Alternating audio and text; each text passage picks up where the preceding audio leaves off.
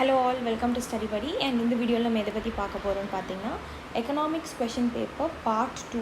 So already வந்து ஒரு question பேப்பரில் 100 கொஷின்ஸ் நம்ம சால்வ் பண்ணிட்டோம். ஸோ இது வந்து செகண்ட் கொஷின் பேப்பர். சரிங்களா, இன்றைக்கி ஸ்டார்ட் பண்ணுறேன். ஸோ த மெயின் கான்செப்ட் இதில் என்ன அப்படின்னு பார்த்தீங்கன்னா, இந்த 200 கொஷின்ஸ் நான் எடுக்கிறேன் இல்லையா, இதில் அட்லீஸ்ட் வந்து 5 to 8 கொஷின்ஸ் இதுலேருந்து வரும் அப்படிங்கிறத நம்புகிறேன். ஏன் அப்படின்னு பார்த்தீங்கன்னா, இதை ஆப்ஷன் வைஸ் நான் உங்களுக்கு சால்வ் பண்ணி கொடுக்குறேன். கான்செப்ஷுவல் கிளாரிட்டியோடு எடுத்துகிட்டு வந்திருக்கேன். தட்டும் ஒரு ஆப்ஷனும் டீட்டெயில்டாக நம்ம பார்ப்போம். ப்ளஸ் கரண்ட் அஃபேர்ஸ் ரிலேட்டடாக வந்து ஏதாவது டாபிக்ஸ் இருக்குது அப்படின்னா அதையும் உங்களுக்கு நான் அப்டேட் பண்ணி விடுவேன் இந்த கொஷின்ஸ்லாம். சரிங்களா, ஸோ இந்த எக்கனாமிக்ஸ் கொஷின் பேப்பர் இல்லை அப்படின்னா இந்த எக்கனாமிக்ஸ் 2 கொஷின் பேப்பரோட வீடியோ கோர்ஸ் பர்ச்சேஸ் பண்ணணும் அப்படின்னா பர் வீடியோவுக்கு வந்து 200 காஸ்ட் ஆகுது. ஸோ டோட்டலாக 2 கொஷின் பேப்பர் 200 கொஷின்ஸ் நீங்கள் சால்வ் பண்ணுவீங்க. அதுக்கு வந்து 400 காஸ்ட் ஆகுது. ஸோ டெஸ்கிரிப்ஷன் பாக்ஸில் வாட்ஸ்அப் டெலிகிராம் நம்பர் இருக்குது. அதுக்கு மெசேஜ் பண்ணி டீட்டெயில்ஸ் கேட்டுட்டு ஜாயின் பண்ணிக்கோங்க. சரிங்களா, ஸோ நீங்கள் எக்ஸாம் போகிறதுக்கு முன்னாடி இந்த 2 கொஷின் பேப்பர் பார்த்துட்டு போனீங்கன்னாவே போதும். கிட்டத்தட்ட 5 to 8 கொஷின்ஸ் கிட்ட இதுலேருந்து தான் வரும். சரிங்களா, ஓகே. ஸோ நான் டீட்டெயிலாக எக்ஸ்பிளைன் பண்ணுறேன் பாருங்கள். Sorry guys. ஸோ இதில் என்ன கேட்டிருக்காங்க அப்படின்னா, to obtain full benefits of demographic dividend what should India do? So இப்போ டெமோக்ராஃபிக் டிவிடெண்ட்னா உங்களுக்கு ஃபஸ்ட்டு இதில் என்னென்னு தெரியணும். சரிங்களா, ஸோ ஃபஸ்ட்டு ஆப்ஷன் ரீட் பண்ணிட்டு உங்களுக்கு நான் அதை என்னென்னு எக்ஸ்பிளைன் பண்ணுறேன். Promoting skill development, introducing more social security schemes, reducing infant mortality rate, privatization of higher education. சரிங்களா, இதில் ஆன்சர் வந்து கெஸ் பண்ணிக்கோங்க. இதில் என்னால் ஆன்சர் மறைக்க முடியல, ஸோ காட்டிட்டேன். ஸோ இதில் என்ன கேட்டிருக்காங்க அப்படின்னா, ஃபஸ்ட்டு உங்களுக்கு டெமோக்ராஃபிக் டிவிடெண்ட்னா என்னென்னு தெரியணும். இப்போது நம்ம இந்தியாவில் working age population, working age குரூப்புன்னு சொல்லுவாங்க. ஸோ இந்த age group that is the 5 to 60 இயர்ஸ்க்குள்ளே இருக்கிறவங்க வந்து அதிகமாக இருக்காங்க. ஸோ இவங்களோட இந்த ஒர்க் ஃபோர்ஸோட அந்த பொட்டென்ஷியலை அந்த respective country, for example India வந்து யூட்டிலைஸ் பண்ணணும். ஸோ இதை யூட்டிலைஸ் பண்ணுறதுக்கு அதோட ஃபுல் பெனிஃபிட்ஸை வந்து ரீப் பண்ணுறதுக்கு இந்தியா என்ன பண்ணணும் அப்படின்னு பார்த்தீங்கன்னா ஆப்ஷன் ஏ தான் அதுக்கு ஆன்சர். ஸ்கில் டெவலப்மெண்ட் வந்து இன்க்ரீஸ் பண்ணணும். ஸோ இப்போ இந்தியாவில் பார்த்தீங்கன்னா இன்ஃபார்மல் ஒர்க் செக்டர்னு சொல்லுவாங்க. ஸோ இன்ஃபார்மல் ஒர்க் செக்டர்னால் அவங்கள படித்தது ஒன்றா இருக்கும், அவங்க வேலை செய்கிறது ஒரு இடமா இருக்கும். அண்ட் இன்ஃபார்மல் செக்டரில் தான் அதிக அமௌண்ட் ஆஃப் பீப்புள் வந்து ஒர்க் பண்ணுறாங்க மோர் தென் ஃபார்மல். சரிங்களா, ஸோ ஃபஸ்ட்டு வந்து மக்களுக்கு வந்து அந்த ரெஸ்பெக்டிவ் ஸ்கில்ஸை கொடுக்கணும். அந்த ஸ்கில்ஸை கொடுத்தா தான் அதுக்கு தகுந்த மாதிரி அவங்க வேலையை வந்து எஃபிஷியண்ட்டாக 100% செய்வாங்க. சரிங்களா, so to reap the benefits of demographic dividend, skills have to be developed because a relatively larger portion of population fall under the category of productive labor force when there is a demographic dividend. So நம்ம வந்து working age population அதிகமாக இருக்குது, ப்ரொடக்டிவாகவும் இருப்போம். So அந்த ப்ரொடக்டிவாக இருக்கணும்னா ஸ்கில்ஸை முதல்ல increase பண்ணி விடுறோம். ஸோ இது 2013 மட்டும் கரண்ட் அஃபேர்ஸ் இல்லை, இப்போவும் இதுதான் கரண்ட் அஃபேர்ஸ். சரிங்களா, நெக்ஸ்ட் கொஷின் போகலாம். ஸோ நெக்ஸ்ட் கொஷின் பாருங்கள். A rise in the general level of prices may be caused by. So உங்களுக்கு இன்ஃப்ளேஷன்னா நான் சொல்லிட்டேன். இது வரைக்குமே வந்து நம்ம லைவ் கிளாஸ்லையும் சரி, எக்கனாமிக்ஸ் லைவ் கிளாஸ்லையும் சரி, இப்போ எக்கனாமிக்ஸ் லைவ் கிளாஸ் வந்து போயிட்டுருக்கு. ஒரு கிளாஸ் முடிஞ்சிருச்சு, இன்னும் 3 more classes இருக்குது. லாஸ்ட் 1 month வந்து எக்கனாமிக்ஸ் லைவ் கிளாஸ் போயிட்டுருக்கு. ஸோ அதுலேருந்து அட்லீஸ்ட் ஒரு 11 கொஷின்ஸ் வரும்னு நான் எக்ஸ்பெக்ட் பண்ணுறேன். சரிங்களா, ஓகே. ஸோ இதில் நம்ம லைவ் கிளாஸ்லையும் சரி, ரெக்கார்டட் கிளாஸ்லையும் சரி, நம்மளோட எக்கனாமிக்ஸ் பிளேலிஸ்ட் நீங்கள் செக் பண்ணிங்கனாலும் சரி, அதில் இன்ஃப்ளேஷன் பற்றி நிறைய டாபிக்ஸ் நான் எடுத்திருப்பேன். சரிங்களா, so general rise in the level of prices, so இது இன்ஃப்ளேஷன்னு சொல்லுவாங்க. General rise in the level of prices அப்படின்னா இது இன்ஃப்ளேஷன். ஸோ அது என்ன அப்படின்னு கேட்குறாங்க. மேபி காஸ்ட் பை, எதனால் இன்ஃப்ளேஷன் காஸ் ஆகுது அப்படின்னு கேட்குறாங்க. And increase in money supply.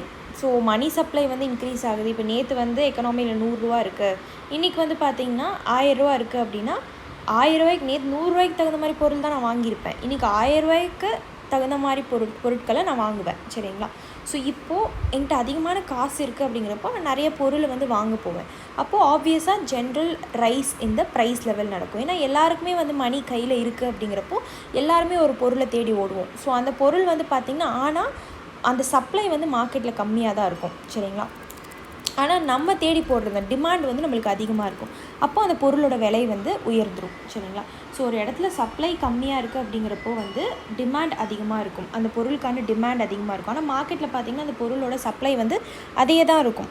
சரிங்களா, ஸோ இது நார்மலாக என்ன சொல்கிறாங்க அப்படின்னா அண்ட் இன்க்ரீஸ் இந்த மணி சப்ளை. ஆப்வியஸாக மணி சப்ளை இன்க்ரீஸ் ஆச்சு அப்படின்னா இன்ஃப்ளேஷன் வந்து காஸ் ஆகும். டிக்ரீஸ் இந்த aggregate level of output. So இது வந்து supply. So aggregate level of அவுட்புட்னா ஒரு இண்டஸ்ட்ரியிலேருந்து 100 பாக்ஸ் வந்து தயாரித்து வெளியில் விடுறாங்க அப்படின்னா அது வந்து 100 பாக்ஸ் வெளியில் வருது. ஸோ அதுவே டிக்ரீஸ் ஆகிடுது. இப்போது 100 பாக்ஸ்க்கு பதிலாக 10 பாக்ஸ் தான் விடுறாங்க, அதை டிக்ரீஸ் பண்ணாங்க அப்படின்னா ஜென்ரலைஸ் இந்த ப்ரைஸ் லெவல் ஆகுமா அப்படின்னு கேட்குறாங்க. அண்ட் இன்க்ரீஸ் இந்த எஃபெக்டிவ் டிமாண்ட். ஸோ நார்மலாக டிமாண்டே இன்க்ரீஸ் ஆகிடுச்சு, த்ரூ அவுட் இந்தியா முழுக்க வந்து டிமாண்ட் இன்க்ரீஸ் ஆகிடுச்சு, இல்லை பர்டிகுலர் பிளேஸில் வந்து டிமாண்ட் இன்க்ரீஸ் ஆகிடுச்சுன்னா இன்ஃப்ளேஷன் காஸ் ஆகுமா? ஸோ இது ப்ரிட்டி ஈஸியான ஆன்சர் தான் டி. ஸோ இது எல்லாமே டிமாண்ட் கான்செப்டாக தான் இருக்குங்க பாருங்கள். ஸோ இன்ஃப்ளேஷன் அப்படின்னாவே வந்து பார்த்திங்கன்னா இன்ஃப்ளேஷன் அப்படின்னு நீங்கள் பார்த்தீங்கன்னாவே இட் இஸ் ஜென்ரல் ரைஸ் இந்த ப்ரைஸ் லெவல் தான். ஸோ இன்ஃப்ளேஷன் எது வந்து இன்ஃப்ளேஷனை காஸ் பண்ணணும்னு கேட்குறாங்க. அப்போ எதெல்லாம் காஸ் பண்ணணும்னா மணி சப்ளை நம்மளோட எக்கனாமியில் அதிகமாகிடுச்சு அப்படின்னா எல்லார் கையிலும் காசு இருக்கும், இப்போ எல்லோரும் வந்து பொருட்களை தேடி ஓடுவோம், அப்போ டிமாண்ட் வந்து இன்க்ரீஸ் ஆகும். இப்படி கனெக்ட் பண்ணும். இப்போ வந்து நேற்று ஒரு கம்பெனியில் 100 பாக்ஸ் தான் வெளியே விடுறாங்க. ஸோ அந்த 100 பாக்ஸ் வந்து மார்க்கெட் இருக்குது. இன்றைக்கி வந்து 50 பாக்ஸ் தான் விடுறாங்கன்னா நேற்று அந்த பாக்ஸை வாங்குறதுக்கு 100 பேர் இருப்பாங்க, இன்றைக்கும் 100 பேர் தான் இருப்பாங்க, சரிங்களா? ஆனால் பாக்ஸ் வந்து கம்மியாயிடுச்சு. ஸோ இந்த இடத்துல டிமாண்ட் இன்க்ரீஸ் ஆகுது. நெக்ஸ்ட் நார்மலாகவே இது ப்ரிட்டி ஸ்ட்ரெயிட் ஃபார்வர்டாக இருக்குது. தட் இஸ் டிமாண்ட் இன்க்ரீஸ் ஆகிடுச்சு, எல்லா throughout that region demand increase ஆகிருக்கு அப்படின்னா இட் வில் காஸ் இன்ஃப்ளேஷனான்னு கேட்டிங்கன்னா ஆமாம், ஆப்வியஸாக there is 2 kinds of inflation. நான் அடுத்த லைவ் கிளாஸில் அதான் எடுக்க போகிறேன். ஸோ ஒன்று வந்து டிமாண்ட் புல் இன்ஃப்ளேஷன், இன்னொரு காஸ்ட் புஷ் இன்ஃப்ளேஷன். இதோட ரீசன்ஸும் உங்களுக்கு தெரியணும், கவர்மெண்ட் என்னென்ன பண்ணுவாங்க இதை கண்ட்ரோல் பண்ணுறதுக்கு அப்படின்னு தெரியணும். ஏன்னா இதெல்லாம் ரெப்படேட்டிவ் கொஷின்ஸ், சரிங்களா? ஸோ அதை வந்து இன்னைக்கு கிளாஸில் எடுக்கிறேன், அட்டென்ட் பண்ணி பாருங்கள். டெலிகிராமில் ஜாயின் பண்ணிங்கன்னா தான் லிங்க் கிடைக்கும் உங்களுக்கு கூகுள் மீட்க்கு. So general price rise may be caused by an increase the money supply as the real value of money reduces, சரிங்களா? The higher aggregate price level will reduce the purchasing power, subsequently reducing the consumer spending. Effective demand also increases when there is less purchasing power due to inflation.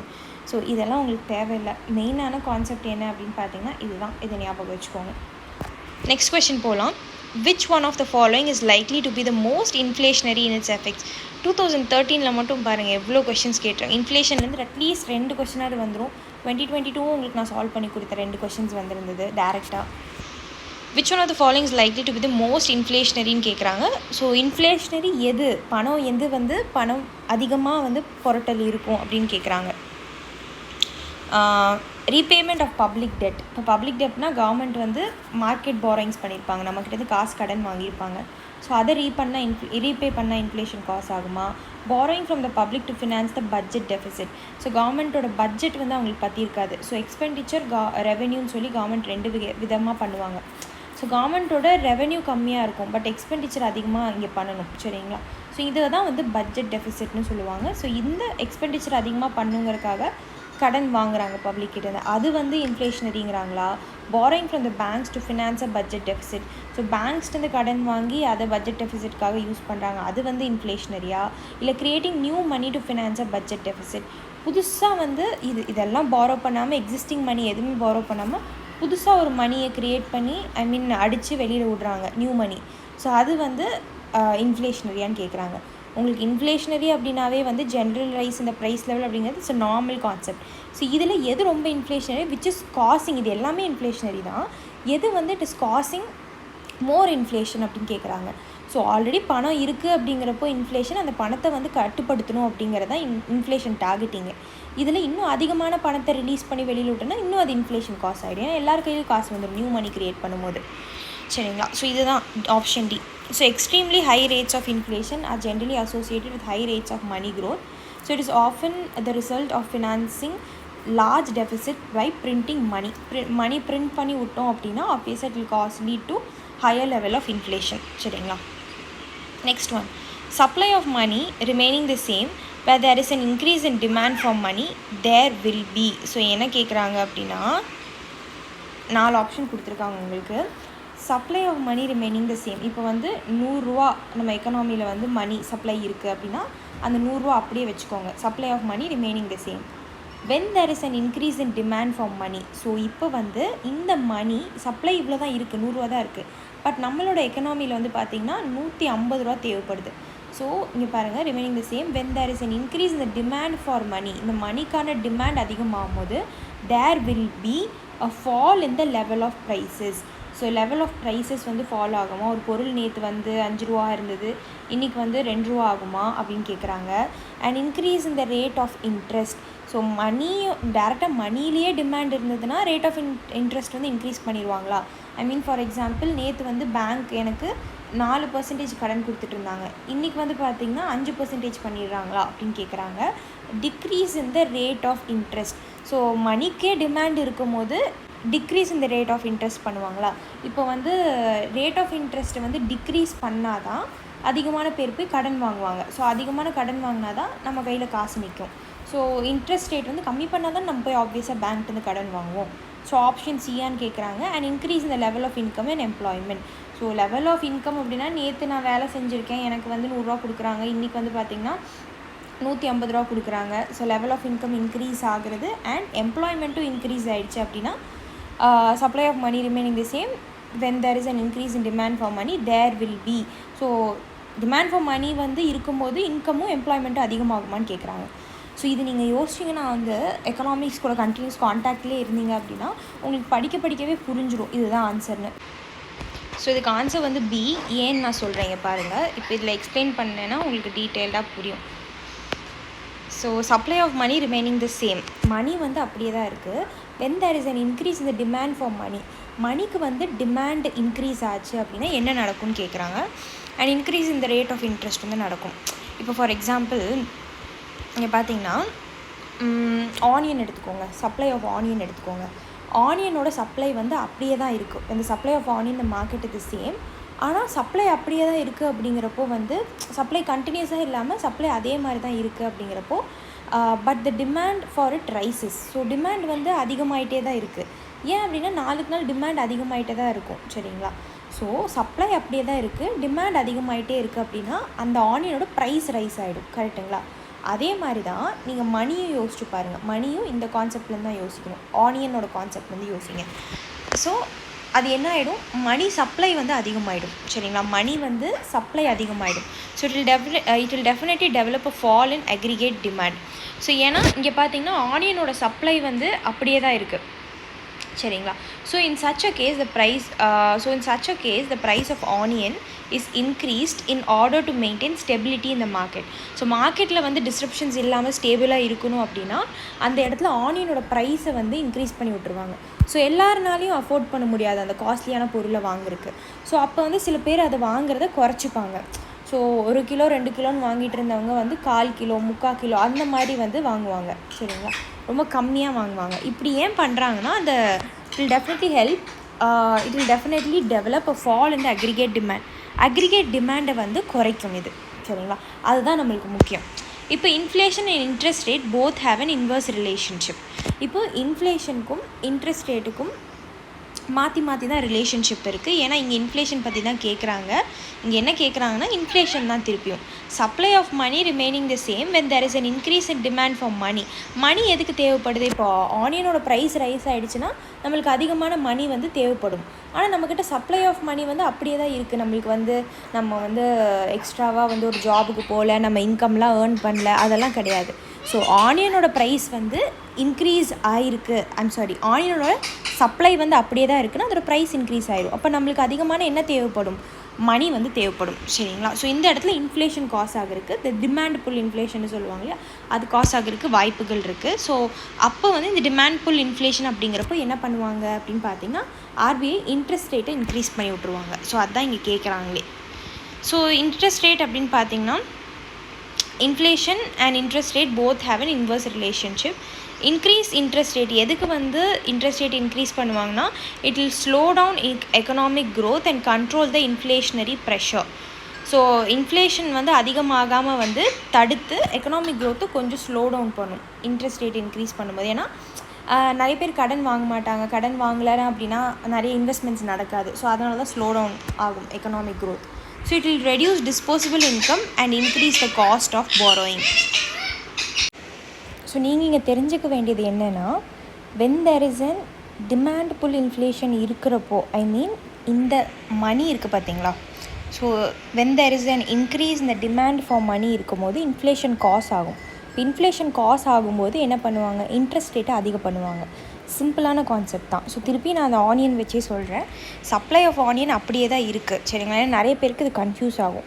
Supply half onion அப்படியே தான் இருக்குது, but அதோட demand increase ஆயிரும் அப்படியே இருந்துச்சு அப்படின்னா. So அப்போது government என்ன பண்ணுவாங்க அப்படின்னா ஆனியனுக்கு ப்ரைஸ் ரைஸ் பண்ணி விட்ருவாங்க. அதே மாதிரி தான் மணி சப்ளை அப்படியே தான் இருக்குது, பட் மணியோட டிமாண்ட் அதிகமாக இருக்குது அப்படின்னா இன்ட்ரெஸ்ட் ரேட்டை இன்க்ரீஸ் பண்ணிடுவாங்க. ஏன்னா இன்ஃப்ளேஷன் காஸ் ஆகிடும், சரிங்களா? அவ்வளோதான். ஸோ சிம்பிளாக இந்த மாதிரி ஞாபகம் வச்சுக்கோங்க. ஓகே, நெக்ஸ்ட் கொஷின் பார்ப்போம். ஸோ இதை தப்பாக கொடுத்துருக்காங்க, ஆன்சர் வந்து சீன் கொடுத்துருக்காங்க, தப்பு. Okay, economic growth in country X will necessarily have to occur. So இப்போ ஒரு கண்ட்ரி, அது இந்தியானே வச்சுக்கோங்களேன். ஸோ இந்தியாவில் வந்து எக்கனாமிக் க்ரோத் நெசசரிலி நடக்கணும். Economic growth in a country X will necessarily have to occur if there is a technical progress in the world economy. உலகம் முழுக்க technical progress இருந்தது அப்படின்னா இந்தியாவில் எக்கனாமிக் க்ரோத் நடக்குமா அப்படின்னு கேட்குறாங்க.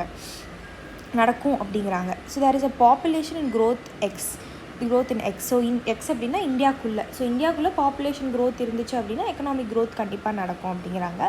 தேர் is capital formation of X. Country எக்ஸில் வந்து கேபிட்டல் ஃபார்மேஷன் நடக்குது. ஸோ கேபிட்டல் ஃபார்மேஷனுங்கிறது வேரியஸ் கைண்ட்ஸ் இருக்குது, லைக் இன்வெஸ்ட்மெண்ட்ஸ், அதுக்கப்புறம் வந்து இந்த ரோட்வேஸ், ரயில்வேஸ், இந்த மாதிரி இன்ஃப்ராஸ்ட்ரக்சர், இதில் எல்லாத்துலேயுமே வந்து கவர்மெண்ட் இன்வெஸ்ட் பண்ணுறது கேபிட்டல் ஃபார்மேஷன் சொல்லுவாங்க. நெக்ஸ்ட் வந்து வால்யூம் ஆஃப் ட்ரேட் க்ரோஸ் இந்த வேர்ல்டு எக்கனாமி. ஸோ வேர்ல்டு எக்கனாமியில் ட்ரேட், இம்போர்ட், எக்ஸ்போர்ட் அந்த மாதிரிலாம் வால்யூம் ஆஃப் ட்ரேட் வந்து நடக்குது. ஸோ அதனால் கண்ட்ரி எக்ஸில் எக்கனாமிக் க்ரோத் நடக்குமா?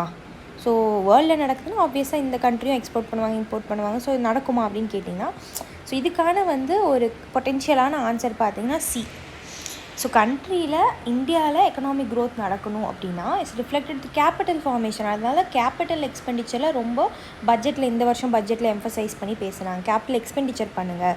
ஸோ நம்மளுக்கு நார்மலாக வந்து ஃபிஸ்கல் டெஃபிசிட்னு சொல்லுவாங்க. அதை நம்ம கால்குலேட் பண்ணுறதுக்கு கரண்ட் எக்ஸ்பெண்டிச்சர், கரண்ட் ரெசிப்ட்ஸ், அப்புறம் கேபிட்டல் எக்ஸ்பெண்டிச்சர், கேபிட்டல் ரெசிப்ட்ஸ், இதை வந்து கால்குலேட் பண்ணோம். ஸோ ஒரு சில வருஷத்துக்கு முன்னாடி வந்து பிளான், நான் பிளான் எக்ஸ்பெண்டிச்சர் தான் இருந்துச்சு. ஸோ இப்போ நம்ம வந்து ஒரு 4 ஹெட்டில் வந்து இதை பிரிச்சுருக்கோம், சரிங்களா? So which in turn encourages private enterprises in enhancing the growth of a country's economy. So capital வந்து கவர்மெண்ட் கேபிட்டல் இன்வெஸ்ட்மெண்ட் பண்ணாங்க, ஃபார்மேஷன் பண்ணாங்க அப்படின்னா this will lead to like ஒழுங்கான ஒரு சப்ளை செயின், ஒழுங்கான ஒரு இன்ஃப்ராஸ்ட்ரக்சர் இருந்ததுன்னா நிறைய ப்ரைவேட் இன்வெஸ்ட்மெண்ட்ஸ் நடக்கும் நம்ம இந்தியாவில். ஸோ அதெல்லாம் ப்ராப்பராக இருந்து இன்ஃப்ராஸ்ட்ரக்சர் ப்ராப்பராக இருந்தால் நம்ம இன்வெஸ்ட் பண்ணுவோம். அந்த இடத்துல இன்வெஸ்ட் பண்ணோம்னா வந்து எக்கனாமி க்ரோ ஆகும், எம்ப்ளாய்மெண்ட் க்ரியேட் ஆகும், இன்கம்ஸ் வரும், அது மூலிமா க்ரோ ஆங்க. அப்புறம் ஹெல்த், எஜுகேஷன் இதுக்கெல்லாமே ஸ்பெண்ட் பண்ணுவாங்க. ஸோ எக்கனாமிக் க்ரோத் வந்து கேபிட்டல் ஃபார்மேஷன் மூலிமா நடக்கும், சரிங்களா? Next question number 6. The sales tax that you pay while purchasing a toothpaste is so இது 2014 கொஸ்டின். டூத்பேஸ்ட் நீங்கள் வாங்குறீங்க, சரிங்களா? ஸோ அதுக்கு வந்து சேல்ஸ் டேக்ஸ் கட்டுறீங்க. ஸோ 2014 கேட்டிருந்தாங்க. அதுக்கப்புறம் 2017 தான் வேரியஸ் இன்டைரக்ட் டேக்ஸஸ் எல்லாம் சப்ஸ்யூம் பண்ணிவிட்டு நம்மளுக்கு ஜிஎஸ்டி வந்துச்சு. ஸோ அப்போ கேட்ட கொஸ்டின் வந்து இதுக்கு வந்து இந்த டூத்பேஸ்ட்கான டேக்ஸ் வந்து it is imposed by central government. The tax imposed by the central government will collected by the state government. So impose பண்ணுறது ஒருத்தவங்க, கலெக்ட் பண்ணுறது ஒருத்தவங்க அப்படின்னு சொல்லியிருக்காங்க. ஸோ இது கரெக்டான ஆன்சர் வந்து பார்த்திங்கன்னா சி வந்து tax imposed by the state government but collected by the central government. D வந்து tax imposed and collected by the state government அப்படின்னு சொல்லியிருக்காங்க. இதுக்கு ஆன்சர் வந்து D. Taxes on toothpaste come under the GST which is administered by state government. So இப்போ வந்து GST கடியில் தான் we have ஏன்னா வேரியஸ் இன்டைரக்ட் டேக்ஸஸ் எல்லாம் ஜிஎஸ்டி கடியில் வந்துருச்சு. ஸோ இதுக்கு வந்து ஸ்டேட் கவர்மெண்ட் தான் வந்து அட்மினிஸ்டர் பண்ணுறாங்க டூத்பேஸ்ட் டேக்ஸ் எல்லாம். Sales tax is paid to sales tax authority in the state from where the goods are moved. Sales tax வந்து எதுக்கு பே பண்ணுவாங்க அப்படின்னா, இப்போ இது வந்து பிளேஸ் ஏ, இது வந்து பிளேஸ் பி, சரிங்களா? இது வந்து பிளேஸ் பி. ஸோ டூத்பேஸ்ட் வந்து இங்கேருந்து இங்கே போகுது அப்படின்னா இந்த இடத்துல தான் சேல்ஸ் டேக்ஸ் கட்டுவாங்க. So sales tax paid to sales tax authority in the state from where goods are moved. So இது தமிழ்நாடு, இது ஆந்திரான்னு வச்சுக்கோங்களேன். ஸோ இந்த இடத்துல இங்கேருந்தால் மூவ் ஆகுது. ஸோ இங்கே இடத்துல சேல்ஸ் டேக்ஸ், ஏன்னா இங்கே தான் விற்கிறாங்க. ஸோ அந்த ரெஸ்பெக்டிவ் ஸ்டேட் அத்தாரிட்டிக்கு தான் பே பண்ணுவாங்க சேல்ஸ் டேக்ஸ், சரிங்களா? Okay, what does venture capital mean? Venture capital அப்படின்னா என்னன்னு கேட்குறாங்க, சரிங்களா? ஸோ சிம்பிள், இது யோசிச்சிங்க ரீட் பண்ணிங்கன்னா உங்களுக்கு வந்துடும் answer. Short term capital provided to industries. இப்போ இண்டஸ்ட்ரீஸ் இங்கே இருக்குது, இவங்களுக்கு வந்து ஷார்ட் டேர்மாக கடன் கொடுக்குறது, கேபிட்டல் கொடுக்குறது, சரிங்களா? ஸோ அதுதான் வந்து வென்ச்சர் கேபிட்டலான்னு கேட்குறாங்க, அவங்க க்ரோ ஆகிறதுக்கு. a long term startup capital provided to new entrepreneurs. இப்போ நான் வந்து ஒரு பெரிய ஒரு ஸ்டடி படி அகாடமி அப்படின்னு ஆரம்பிக்கணும்னு நினைக்கிறேன் அப்படின்னா, பட் எனக்கு அந்தளவுக்கு ஃபண்ட் இருக்காது. பட் எனக்கு தெரியும் இது வந்து ஒரு பொட்டென்ஷியலாக இருக்குது, இது நல்லா க்ரோ ஆகும், நம்மக்கிட்ட கெப்பாசிட்டி இருக்குது, நம்மக்கிட்ட இந்த ரிசோர்ஸஸும் இருக்குது, ஐ மீன் ஹியூமன் ரிசோர்ஸஸ் இருக்குது அப்படிங்கிறப்போ, பட் எனக்கு கேபிட்டல் இருக்காது, எனக்கு வந்து இன்வெஸ்ட்மெண்ட் இருக்காது, ஹியூஜ் லெவலில் கோடி கணக்குலையோ இல்லை லட்சக்கணக்குலையோ என்னால் இன்வெஸ்ட் பண்ண முடியாது. ஸோ அந்த இடத்துல எனக்கு வந்து யாராவது லாங் டேர்ம், ஓகே நீ இந்த கேபிட்டல் வச்சு நீ வந்து பொழைச்சிக்கோ அப்படின்னு சொல்லி எனக்கு லாங் டேர்முக்கு ஒரு 2 இயர்ஸ்க்கு வந்து எனக்கு இந்த அமௌண்ட்டை கொடுத்தாங்க, 3 இயர்ஸ்க்கு கொடுத்தாங்க அப்படின்னா எனக்கு ரொம்ப ஹெல்ப்ஃபுல்லாக இருக்கும். Next, funds provide to industries time of incurring losses. Industry வந்து லாஸில் இருக்கும் போது கொடுக்குற பணம் வந்து வெஞ்சர் கேபிட்டலாக, இல்லை funds provide for replacement and renovation of industry. ஒரு இண்டஸ்ட்ரி வந்து ரெனோவேட் பண்ணுறக்கோ இல்லை வேறு இண்டஸ்ட்ரியாக மாற்றுறக்கோ இந்த கேபிட்டல் திரட்டுவாங்களான்னு கேட்டிங்கன்னா இதுக்கு ஆன்சர் வந்து பார்த்திங்கன்னா பி. ஸோ வெஞ்சர் கேபிட்டல் நீங்கள் இந்நேரம் வந்து will be very familiar with it. Venture capital is a long term financial capital provided to early stage high potential growth start up companies or new companies.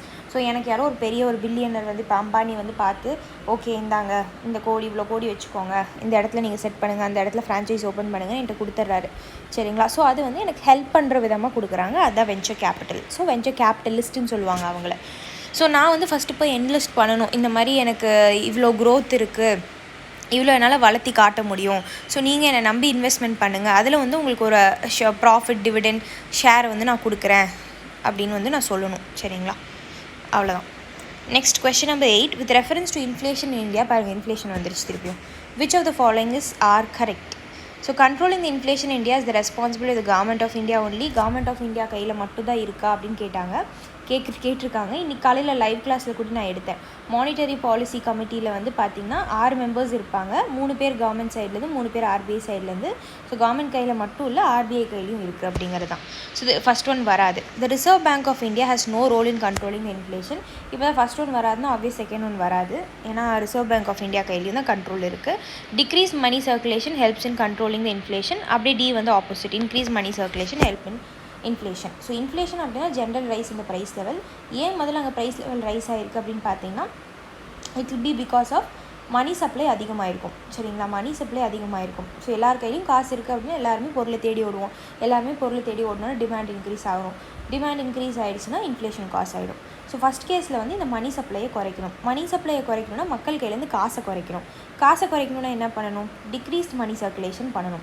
Degrees money circulation helps in controlling the inflation. இந்த money சப்ளையை வந்து குறைச்சி விடணும், அவ்வளோதான். சர்க்குலேஷனை குறைச்சி விடணும். அதுக்கு வந்து interest rate அதிகப்படுத்துவாங்க, government சைட்லேருந்து பார்த்திங்கன்னா வந்து டேக்ஸ் அதிகப்படுத்துவாங்க. ஸோ இந்த மாதிரியெல்லாம் பண்ணாங்க அப்படின்னா மக்கள் கையில் காசு கம்மியாக இருக்கும் அப்படிங்கிறதுக்காக தான்.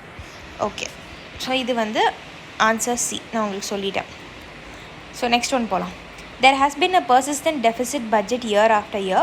Which of the following actions can be taken by the government to reduce the deficit? So என்ன சொல்கிறாங்கன்னா, கண்டினியூஸாக வந்து டெஃபிசிட் இருந்துகிட்டே இருக்குது. டெஃபிசிட் பட்ஜெட்னா என்னென்னு பார்த்தீங்கன்னா, இப்போ கவர்மெண்ட் இருக்காங்க, கவர்மெண்ட் வந்து எக்ஸ்பெண்டிச்சர் ரெசிப்ட்ஸ்ன்னு 2 வருது. எக்ஸ்பெண்டிச்சர்னால் கவர்மெண்ட்டோட செலவு, ரெசிப்ட்ஸ்னால் கவர்மெண்ட்டோட வரவு, ரெவென்யூ. ஸோ இந்த இடத்துல டெஃபிசிட் அப்படின்னா கவர்மெண்ட் வந்து கம்மியான இன்கம் தான் வருது, பட் அதிகமான எக்ஸ்பெண்டிச்சர் பண்ண வேண்டியதாக இருக்குது. இப்போது கவர்மெண்ட் வந்து 100 ரூபா வருது, பட் 150 ரூபா வந்து என்ன பண்ணணும் அப்படின்னு பார்த்தீங்கன்னா எக்ஸ்பெண்டிச்சர் பண்ண வேண்டியதாக இருக்குது. ஸோ இந்த இடத்துல 50 ரூபா பற்றாக்குறையாக இருக்குது. அதுக்கு வந்து 50 ரூபா பற்றாக்குறையாக இருக்குன்னா பாரோ பண்ணுவாங்க இந்த 50 ரூபா, சரிங்களா. இதுதான் டெஃபிசிட், பட்ஜெட் டெஃபிசிட். ஸோ இந்த பாரோ வந்து நம்ம பப்ளிக்கிட்டேருந்து பண்ணலாம், இல்லை வந்து ஆர்பிஐட்டேருந்து பண்ணலாம், சரிங்களா. So there has been a persistent deficit budget year after year. Which one of the following can be taken by the government to reduce the deficit? So டெஃபிசிட்டை கம்மி பண்ணணுன்னா கவர்மெண்ட்டோட ரெவென்யூவை ஃபஸ்ட் இன்க்ரீஸ் பண்ணணும், இல்லை எக்ஸ்பெண்டிச்சரை வந்து கட் பண்ணணும். இது 2 தான் பண்ண முடியும். கவர்மெண்ட் சைட்லேருந்து தான் கேட்குறாங்க, சரிங்களா. So reducing revenue expenditure. So உங்களுக்கு நான் இப்போ என்ன சொன்னேன், ரெவென்யூ எக்ஸ்பெண்டிச்சர் எனி எக்ஸ்பெண்டிச்சர் அதை வந்து குறைக்கணும். ஆப்வியஸாக இது வரும். Introducing new welfare schemes. புதுசாக வெல்ஃபேர் ஸ்கீம்ஸ் கவர்மெண்ட் இன்ட்ரடியூஸ் பண்ணாங்கன்னா அதிகமான செலவு தான் இருக்கும். ஸோ செலவுனா அதிகமான வந்து என்ன பண்ணணும், எக்ஸ்பெண்டிச்சர் பண்ணணும். ஸோ இப்போ ஆப்வியஸாக அதிகமான எக்ஸ்பெண்டிச்சர் பண்ணக்கூடாது. ஆப்ஷன் 2 வராது. 2 பாருங்கள், ஆப்ஷன் பி அண்ட் டியில் இருக்குது, 2ல் இருக்குது. ஸோ நீங்கள் 2யுமே கட் பண்ணி விட்ருங்க. So you'll be left with 1 and 3. 1 மட்டும் தான். 3 பார்ப்போம். ரேஷனலைசிங் சப்சிடிஸ் வந்து பார்த்திங்கன்னா இப்போது ரேஷனலைசிங் அப்படின்னா எதுக்கு கொடுக்கணும் எதுக்கு கொடுக்கக்கூடாதுன்னு ஒரு டெசிஷன் எடுக்கிறது. இப்போ வந்து ஒரு இண்டஸ்ட்ரி இருக்குதுன்னு வச்சுக்கோங்களேன், இப்போ அக்ரிகல்ச்சர் இருக்குது அப்படின்னா அவங்களுக்கு வந்து எலக்ட்ரிசிட்டி ஃப்ரீயாக கொடுக்குறாங்க. ஸோ அது வந்து நிஜமாலுமே எந்த இடத்துல கொடுக்கணும் எந்த இடத்துல கொடுக்கக்கூடாது அப்படின்னு ரேஷனலைஸ் பண்ணாங்க அப்படின்னா அதில் வந்து கவர்மெண்ட்டுக்கு அதில் ஒரு எக்ஸ்பெண்டிச்சர் வந்து கம்மியாகும், இல்லை அதில் ரெவென்யூ வரும். ஸோ இந்த இடத்துல ரேஷனலைசிங் எக்ஸ்பெண்டிச்சர் கண்டிப்பாக வரும். ஸோ இதுலேயே உங்களுக்கு ஆப்ஷன் 3 தான், ஏ தான் அப்படிங்கிறது தெரிஞ்சிடும். 1 and 3 இண்டஸ்ட்ரீஸ் எக்ஸ்பேண்ட் பண்ணாங்கன்னா அதிகமாக செலவு தான் ஆகும். சரிங்களா? So 1 and 3 தான் கரெக்டான answer. So to reduce the budget deficit, the government has to increase the income and reduce expenditure. Introducing new welfare schemes and expanding industry will increase the government expenditure. So expenditure நடக்காமல் பார்த்துக்கணும், அவ்வளோதான். So fair and remunerative price of sugarcane is approved by the FRPன்னு சொல்லுவாங்க. இப்போ எப்படி நம்ம வந்து MSP படிக்கிறோமோ அந்த மாதிரி ஃபேர் அண்ட் ரென்யூமரேட்டிவ் ப்ரைஸ் இருக்குது FRP ஃபார் சுகர்கேனுக்கு மட்டும். ஸோ இது யார் அப்ரூவ் பண்ணுறாங்க? So cabinet committee on economic affairs, commission for agriculture cost and prices, CACPயா, இல்லை directorate of marketing and inspection, ministry of agriculture produce marketing committee, APMCயா அப்படின்னு கேட்குறாங்க. ஸோ இது வந்து ப்ரிட்டி ஸ்ட்ரெயிட் ஃபார்வர்ட் தான். இதுக்கு answer A, cabinet committee on economic affairs தான் FRPயை வந்து அப்ரூவ் பண்ணுறாங்க. ஸோ இவ்வளோ சுகர்கேன் இருக்குது அப்படின்னா அந்த சுகர்கேனை எவ்வளோ காசு கொடுத்து வாங்குறது அப்படின்னு சொல்லி மில் ஓனர்ஸ் இருப்பாங்க, அவங்க தான் காசு கொடுத்து வாங்குவாங்க. So to reduce the budget deficit, the government has to increase income. So இது வந்து அப்படியே மேலே இருக்கிறது கொடுத்துட்டாங்க, சாரி கைஸ். ஸோ இங்கே வந்து உங்களுக்கு கேபினட் கமிட்டி ஆன் எக்கனாமிக் அஃபேர்ஸ்ன்னு தெரிஞ்சிட்டா போதும், அவ்வளோதான். So Pradhan Mantri Jan Dhan Yojana has been launched for. So எதுக்கு ஜன் தன் யோஜனா லான்ச் பண்ணியிருக்காங்க அப்படின்னு கேட்குறாங்க. ஸோ இதுக்கு வந்து providing housing loans to poor people cheaper interest ரேட்டில் கொடுக்குறக்கா, ப்ரொமோட்டிங் விமன் செல்ஃப் ஹெல்ப் குரூப்ஸா, ப்ரொமோட்டிங் ஃபினான்ஷியல் இன்க்ளூஷன் இந்த கண்ட்ரியா, providing financial help to the marginalised கம்யூனிட்டிஸான்னு பார்த்தீங்கன்னா இப்போ வந்து 2015 பார்க்கலாம் நிறைய பேருக்கு பேங்க் அக்கௌண்ட் கிடையாது. இப்போ தான் வந்து டிஜிட்டல் பேங்கிங்லாம் வந்து இந்த லாஸ்ட் 2 இயர்ஸ் ஸ்பேனில் வந்து இன்க்ரீஸ் ஆச்சு. கூகுள் பே, ஃபோன்பே இந்த மாதிரி எல்லாம் டிஜிட்டலாக பண்ணுறது. அதுக்கு முன்னாடி பார்த்திங்கன்னா பேங்க் அக்கௌண்ட்டே இருக்காது சில பேருக்கு. அதுக்கு தான் வந்து இந்த சப்சிடிஸ்லாம் கொடுக்குறேன், கேஸ் சப்சிடி, அதுக்கு நீங்கள் வந்து பேங்க் அக்கௌண்ட் ஓப்பன் பண்ணணும் அதெல்லாம் சொல்லியிருந்தாங்க. ஸோ இதில் ஜன்தன் யோஜனா எதுக்குன்னா நார்மலாக வந்து ஒரு savings account, bank account open பண்ணணும். விதவுட் முன்னாடி ஒரு 500 1000 கட்டுவாங்களோ அதெல்லாம் இல்லை, முன்பணம் இல்லாமல் கட்டாமல் ஒரு அக்கௌண்ட் ஓப்பன் பண்ணுறது. இந்த ஷார்ட் டேர்மில் ஃபினான்ஷியல் இன்க்ளூஷன்னு சொல்லுவாங்க. எல்லாரையுமே வந்து பேங்கிங் ஹேபிட்குள்ளே எடுத்துகிட்டு வரணும் அப்படிங்கிறதுக்காக தான் இந்த பிரதான் மந்திரி ஜன்தன் யோஜனா. சரிங்களா? ஸோ ப்ரொமோட்டிங் ஃபினான்ஷியல் இன்க்ளூஷன் இந்த கண்ட்ரி, ஆப்ஷன் சி. ஸோ PMJDYன்னு சொல்லுவாங்க. It's national mission for financial inclusion to ensure access to financial services, namely banking, savings and deposit account, ரெமிட்டன்ஸும் அதுலேருந்து எடுக்கணும், கிரெடிட் லோன்ஸ் வாங்கணும், இன்சூரன்ஸ் வந்து அவங்க போடணும், பென்ஷன்ஸை வந்து அதுலேருந்து அவைல் பண்ணணும். இது எல்லாமே அஃபோர்டபுள் மேனரில் பண்ணுறது. Next, with reference to 14th Finance Commission, consider the following statement. So நம்ம பேப்பர் 1 எக்கனாமிக்ஸ் பேப்பர் 1ல் வந்து பார்த்திங்கன்னா 100 கொஷின்ஸ் சால்வ் பண்ணோம். அதுலேயே கிட்டத்தட்ட ஒரு 5 ஃபினான்ஸ் கமிஷன் ரிலேட்டடான 5 to 6 வந்து பார்த்தோம். ஸோ இது 2015 திருப்பி இன்னொரு கொஷின் பாருங்கள். ஸோ நான் ஃபினான்ஸ் கமிஷன் ரிலேட்டடான கொஷின்ஸ் எல்லாம் எடுத்துட்டேன். சரிங்களா? 14th ஃபினான்ஸ் கமிஷன் வந்து செட்டப் பண்ணியிருந்தாங்க 2015. அது அவங்க கொடுத்த ரெக்கமெண்டேஷன்ஸ் என்னென்ன, எது கரெக்ட் அப்படின்னு கேட்குறாங்க. It has increase the share of states in central divisible pool from 32% to 42%. So இது என்னது சென்ட்ரல் டிவிசிபிள் பூல் அப்படின்னா, இப்போ சென்ட்ரல் கவர்மெண்ட் வந்து இந்த டேக்ஸஸ் எல்லாம் கலெக்ட் பண்ணுவாங்க இல்லையா, ஸோ அதை வந்து ஸ்டேட்ஸுக்கு பிரித்து கொடுக்கணும். ஸோ அவங்க ஒரு சர்டன் பர்சன்டேஜ் வச்சுட்டு இப்போது 100% இருக்குது அப்படின்னா அதில் ஒரு 30% ஸ்டேட்ஸுக்கு கொடுத்து மிச்சத்தில் அவங்க வச்சுப்பாங்க. ஸோ அந்த மாதிரி இது இந்த 14th ஃபினான்ஸ் கமிஷன் அப்போது 32%லேருந்து 42% ஸ்டேட்ஸ்க்கு கொடுக்க வேண்டிய ஷேர் வந்து இன்க்ரீஸ் பண்ணியிருக்காங்களான்னு கேட்குறாங்க. It has made recommendations concerning sector specific grants. So இது மட்டும் இல்லாமல் இப்போ அக்ரிகல்ச்சர், இண்டஸ்ட்ரீஸ், சர்வீசஸ் அந்த மாதிரி செக்டர் வைஸ் வந்து நம்ம கிராண்ட் அண்ட் எய்ட்ஸ் கொடுக்கணும் அவங்க டெவலப் ஆகிருக்கு அப்படிங்கிற மாதிரி வந்து கேட்டிருக்காங்க. ஸோ இதுக்கு ஆன்சர் பார்த்திங்கன்னா A, 1 only மட்டும்தான். So Union government accepted the 14th Finance Commission's recommendations to devolve an unprecedented 42% of the divisible pool to states during the 2015-16 to 1920 as against 32% suggested by the previous commission. So இதுக்கு முன்னாடி இருந்த 13th finance commission வந்து 32% தான் சொல்லியிருந்தாங்க. அதுக்கப்புறம் வந்து 32% இருந்துச்சு. அப்புறம் 42% நம்ம டிவால்வ் பண்ணி கொடுப்போம், ஸ்டேட்ஸ்க்கு வந்து காசு பத்துறதில்லைன்னு சொல்லி 42% கிட்ட வர நெட் டேக்ஸ் ரெவென்யூஸ்லேருந்து அவ்வளோ கொடுக்குறாங்க. சரிங்களா? ஸோ இப்போ வந்து இது மறுபடியும் 41 ஆக்கிட்டாங்க. ஏன் அப்படிங்கிறது நீங்கள் கமெண்ட் பாக்ஸில் மென்ஷன் பண்ணுங்கள். Next one, convertibility of rupee. So நம்ம அந்த ஃபஸ்ட் பேப்பர்லேயும் பார்த்துட்டோம், நிறைய கன்வெர்ட்டிபிலிட்டி கொஷின்ஸ் வந்து இருந்துகிட்டே தான் இருக்குது. கன்வெர்ட்டிபிலிட்டி ஆஃப் ரூபினா என்னென்னு கேட்குறாங்க, அவ்வளோதான், simple. So being able to convert rupee notes into gold, allowing the value of rupee to be fixed by the market force, freely permitting the conversion of rupee to other currencies and vice versa, developing an international market for currencies in India. இது ரொம்ப straight forward, Sita answer. இப்போ நான் வந்து கன்வெர்ட்டபிலிட்டி அப்படின்னா நான் rupee கொடுத்து dollar வாங்கலாம், இல்லை டாலர் கொடுத்து ருப்பி வாங்கலாம். ஸோ இதெல்லாமே வந்து ஒரு கன்ஸ்ட்ரெயின்ஸ் இல்லாமல், இப்போ நம்மளுக்கு இந்தியாவில் வந்து கேபிட்டல் அக்கௌண்ட் கன்வெர்ட்டபிலிட்டி பார்ஷியலாக தான் இருக்குது, கரண்ட் அக்கௌண்ட் கன்வெர்ட்டபிலிட்டி ஃபுல்லாக இருக்குது. ஃபார் எக்ஸாம்பிள் ட்ரேட் ஆஸ்பெக்ட்ஸ்லாம் எடுத்துக்கிட்டிங்க, கரண்ட்னா ட்ரேடு வரும், எக்ஸ்போர்ட் இம்போர்ட்லாம். ஸோ இதுக்கு வந்து நம்ம rupee to dollar, dollar to ருப்பின்னு முழுசாக மாற்றி ட்ரேடை வந்து அழகாக முடிச்சிடலாம், ஈஸ் ஆஃப் டூயிங் பிஸ்னஸ்ன்னு சொல்லுவாங்க. பட் கேபிட்டல் அக்கௌண்ட்டில் அப்படி பண்ண முடியாது. ஏன் அப்படின்னா அந்த சர்டன் ரெஸ்ட்ரிக்ஷன்ஸ் இருக்கும், ஆர்பிஐடியும் வந்து அவ்வளோ ஃபோரெக்ஸ் ரிசர்வ்ஸ் இருக்காது, அதனால தான். ஸோ இது பேப்பர் ஒன்லேயே நாங்கள் உங்களுக்கு எக்ஸ்பிளைன் பண்ணிட்டேன், அதனால தான் இதில் டீட்டெயிலாக எக்ஸ்பிளைன் பண்ணல. அது கிட்டத்தட்ட நான் ஒரு 20 minutes எடுத்திருக்கேன் உங்களுக்கு அந்த கொஷின்ஸ் எல்லாம் எக்ஸ்பிளைன் பண்ணுறதுக்கு. So convertibility of rupee implies freely permitting the conversion of rupee to other currencies and vice versa. Currency convertibility is the ease with which a country's currency can be converted to gold and any other currency. So normally first case வந்து இதுதான் answer, conversion of rupee to other currencies and கோல்டும் பண்ணலாம் அப்படின்னு இருக்காங்க, சரிங்களா? So not only gold, இங்கே வந்து first இது option இதாக தான் இருக்கணும். ஸோ நிறைய பேர் கோல்டு அந்த வருஷம் கன்ஃபியூஸ் ஆனாங்க 2015. So the government of India has established NITI Aayog to replace the.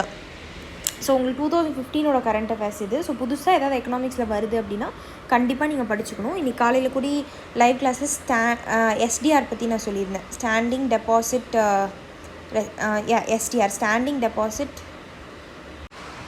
So NITI Aayog வந்து எதுக்கு எஸ்டாப்ளிஷ் பண்ணாங்க, லைக் எதுக்கப்புறம் எஸ்டாப்ளிஷ் பண்ணாங்கன்னு பார்த்தீங்கன்னா, one second, Planning Commission. So first வந்து நம்மளுக்கு Planning Commission இருந்தது. Government of India has established Niti Aayog to replace the Planning Commission, and the Union Government of India announced formation of Niti Aayog on 1st January 2015 தான் Niti Aayog வந்து தொடங்குறாங்க. and the first meeting of Niti Aayog வந்து Feb 2015 நடக்குது. So இது ரொம்ப straight ஃபார்வர்டான question அந்த வருஷம் current அஃபேர்ஸில் இருந்தனால. So with reference to financial stability, so நீங்கள் வந்து பிளானிங் கமிஷனோட ஒர்க் என்ன, நித்தி ஆயோகோட ஒர்க் என்ன அப்படிங்கிறது கூகுள் பண்ணி கமெண்ட் பாக்ஸில் மென்ஷன் பண்ணுங்கள். With reference to financial stability and development council consider the following statement. So financial stability and development council 3 statement கொடுத்துருக்காங்க, எது கரெக்டுன்னு கேட்குறாங்க. So it's an organ of நித்தி ஆயோகோட ஒன் ஆஃப் த ஆர்கன் தான் ஃபினான்ஷியல் ஸ்டெபிலிட்டி அண்ட் டெவலப்மெண்ட் கவுன்சிலாக. It is headed by the union finance minister வந்து head பண்ணுறாரா. It monitors macroprudential supervision of the economy. So there is micro, macro. So micro level அப்படின்னா இந்தியாக்குள்ளே நடக்கிற concept, macro அப்படின்னா இப்போ இந்த import export இது எல்லாமே வரும். இப்போ வேறு ஒரு கண்ட்ரியில் ஒரு விஷயம் நடக்குது அப்படின்னா இது இந்தியாவில் வந்து எப்படி தாக்கம் ஏற்படுது, க்ரூட் ஆயிலெலாம் அந்த மாதிரி தான், சரிங்களா? ரஷ்யாவுக்கும் யுக்ரைனுக்கும் சண்டை அப்படின்னா டிஸ்ரப்ஷன்ஸ் ஏற்படுது. ஸோ இந்த மாதிரி it monitors the macroprudential supervision of the economy-ன்னு கேட்குறாங்க. ஸோ இதுக்கு வந்து கெஸ் பண்ணிக்கோங்க, ஆன்சர் வந்து பார்த்திங்கன்னா C 2 and 3. Union finance minister தான் வந்து ஹெட் பண்ணுறாரு அண்ட் மேக்ரோப்ருடென்ஷியல் சூப்பர்விஷன் தான் நடக்குது. Financial stability and development council is an apex level body constituted by the government of India. இது எதுக்கடியிலையும் ஆர்கன் கிடையாது, இதுவே வந்து ஒரு தனியான ஆர்கனைசேஷன், சரிங்களா? And the idea to create such a super regulatory body was first mooted by Raghuram Rajan committee தான் வந்து மூட்டப் பண்ணாங்க, ஓகே இது செட்டப் பண்ணலாம் அப்படின்னு. Finally in 2010 the then finance minister வந்து பார்த்திங்கன்னா Pranab Mukherjee decided to set up an autonomous body. So எதுக்கடியிலும் இல்லாமல் தனியாக ஒன்று க்ரியேட் பண்ணணும் அப்படின்னு சொல்லி டிசைட் பண்ணாங்க. Body dealing with macroprudential and financial regularities in the entire financial sector of India. It falls under Department of Economic Affairs. So இந்த financial stability and development council வந்து ஏதாவது ஒன்றுக்குள்ளே போடணும் இல்லையா, டிபார்ட்மெண்ட்குள்ளே, டிபார்ட்மெண்ட் ஆஃப் எக்கனாமிக் அஃபேர்ஸ்குள்ளே and the finance minister தான் இதுக்கு சேர்மன், ஏன்னா எக்கனாமிக் அஃபேர்ஸ்குள்ளே இருக்கிறனால. ஸோ 1 வந்து ராங், 2 and 3 வந்து ரைட், அவ்வளோதான். ஸோ 1 நீங்கள் தப்பு அப்படின்னு கண்டுபிடிச்சிட்டிங்கனாவே will be left with 2 and 3 and 3 only. So the financial stability and development council வந்து பார்த்திங்கன்னா it is an autonomous body under the ministry of economic affairs, சரிங்களா? ஃபினான்ஸ் மினிஸ்டர் தான் வந்து யூனியன் ஃபினான்ஸ் மினிஸ்டர் தான் ஹெட் பண்ணுறாரு and macroprudential supervision தான் நடக்குது. With reference to standup India scheme which of the following statement is correct. Standup India scheme பற்றி கேட்குறாங்க. It's purpose is to promote entrepreneurship among the SC ST and women பாப்புலேஷனுக்கு வந்து இவங்களுக்கு நடுவில் ஒரு entrepreneurship ஒரு கான்செப்ட், இவங்களே பிஸ்னஸ் தொடங்குற மாதிரி ஒரு ஸ்கீம் தான் இதுவா, அதை ப்ரொமோட் பண்ணுறது தான் வந்து இந்த ஸ்கீமோட வேலையா it provides for refinance through SIDBI. So இவங்க டேரெக்டாலாம் காசு கொடுக்க மாட்டாங்க. ஸ்டாண்டப் இந்தியா ஸ்கீம் அப்படின்னா இந்தாங்க ஆண்டர்பிரினர்ஸ் அக்கௌண்ட் காசுலாம் இல்லை. சிட்பி இருக்கு இல்லையா, அந்த பேங்க்கிட்ட ஃபண்ட்ஸ் ப்ரொவைட் பண்ணிடுவாங்க. அந்த பேங்க் வந்து அடுத்து வரவங்களை வந்து மானிட்டர் பண்ணி அதுக்கப்புறம் அவங்கள வந்து எலிமினேட் பண்ணி வேணுங்கிறவங்க எடுத்து அவங்களுக்கு ஃபண்ட்ஸ் வந்து கொடுப்பாங்க அப்படின்னு கேட்குறாங்க. ஸோ இதுக்கு ஆன்சர் வந்து சி. ஸ்டாண்டப் இந்தியா ஸ்கீம் பார்த்தீங்கன்னா prime minister launch stand up India scheme and aimed at promoting entrepreneurship among scheduled caste, tribes, women by giving loans in the range of 10 lakh to 1 crore வரைக்கும் கொடுப்பாங்க for setting up new enterprise, புதுசாக ஒரு business ஆரம்பிக்கிறதுக்கு. So this would be a 10,000 crore refinance window. So refinance அப்படின்னா டேரெக்டாக SIDBI கொடுக்க மாட்டாங்க. Small industrial development bank அதுக்கப்புறம் ஆஃப் இந்தியா. ஸோ சிட்பி கொடுக்க மாட்டாங்க. சிட்பிக்கு வந்து இந்த பாடி கொடுத்துருவாங்க, ஸ்டாண்டப் இந்தியா ஸ்கீம் மூலமாக கவர்மெண்ட் கொடுத்துருவாங்க. அதுக்கப்புறம் சிட்பி வந்து வரவங்களுக்கு கொடுப்பாங்க. Okay. And the national credit guarantee trusteeship கம்பெனின்னு இருக்குது, NCGTC will create corpus of 5,000 crore கிட்ட லோன்ஸ் ப்ரொவைட் பண்ணுறதுக்கு இவங்க கார்பஸ் வந்து க்ரியேட் பண்ணி கொடுப்பாங்க. ஸோ நெக்ஸ்ட் வந்து Pradhan Mantri Mudra Yojana is aimed at. So Mudra அப்படிங்கிறது ஃபுல் ஃபார்ம் தெரிஞ்சதுன்னா உங்களுக்கு ஆன்சர் வந்துடும். Bringing the small entrepreneurs into formal financial system, providing loans to poor farmers for cultivating particular crops, providing pensions to old and destitute persons, funding the voluntary organization involved in the promotion of skill development and employment generation. Answer வந்து A. Bringing the small entrepreneurs into formal financial system. So entrepreneurs வந்து பேங்க்ஸ்லேருந்து கடன் வாங்கணும் அப்படிங்கிறது தான் வந்து அவங்களோட intention. வெளியிலேருந்து வாங்கக்கூடாது. ஸோ பேங்க்ஸ்லேருந்து வாங்கணும், அவங்கள ஃபினான்ஷியல் சிஸ்டம்குள்ளே கொண்டு வரணும் அப்படிங்கிறது தான். ஸோ பிரதான் மந்திரி Mudra Yojana under the micro units development and refinance agency, அதுதான் முத்ரா பேங்க் இஸ் முத்ரா பேங்க்னு சொல்லுவாங்க. அவங்க எப்படின்னா ஆண்டர்பிரினர்ஸ்க்கு லோன் கொடுப்பாங்க. அதில் சிஷி, கிஷோர், தருண் அதெல்லாம் பிரிச்சிருப்பாங்க. இதுவும் ப்ரீவியஸ் இயர் ப்ரிலிம்ஸ் கொஷின். சரிங்களா? ஸோ இதில் என்ன அப்படின்னா is a new institution being set up by the government of India for development and refinancing activity.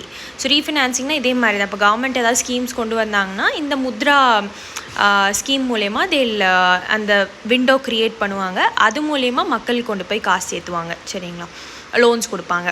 So கவர்மெண்ட்டும் டேரெக்டாக வந்து லோன் ப்ரொவைட் பண்ண மாட்டாங்க. ஸோ இந்த மாதிரி ஸ்கீம் கொண்டு வந்து various banks tell come forward, நீங்கள் வந்து பீப்புளுக்கு லோன் கொடுங்க அப்படின்னு சொல்லி ஒரு ஸ்பெசிஃபிக் செட் ஆஃப் ஸ்கீம்ஸ் கடியில் கொண்டு வந்துருவாங்க. ஸோ மைக்ரோ யூனிட்ஸ்னால் small units. So it was announced by the finance minister while presenting the union budget for 2016. The purpose of Mudra is to provide funding to the non-corporate small business sectors-க்கு எடுத்துகிட்டு போகிறது தான் முத்ரா. சரிங்களா? So small ஆண்டர்பிரினர்ஸ்க்கு வந்து formal financial சிஸ்டம்குள்ளே கொண்டு வரணும் தான். Next which one of the following is the purpose of Uday, a scheme of the government?